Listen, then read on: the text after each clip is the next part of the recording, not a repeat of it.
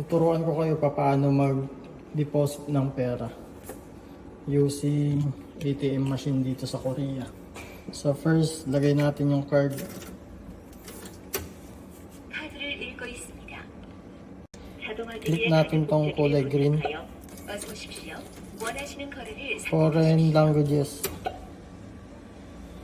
Tapos yun guys, foreign languages, global services or service.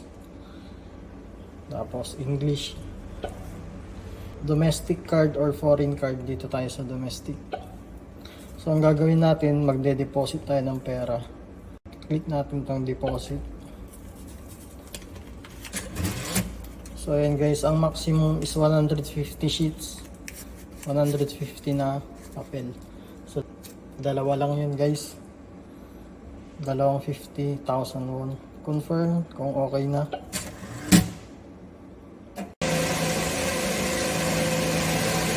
Binibilang niya guys kung ilan.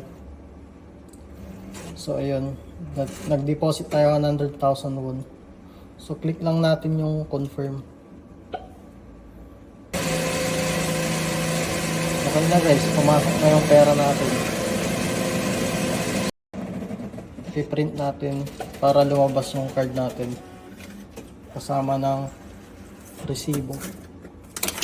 Ang balance ko pala guys is 200,000. Laki no?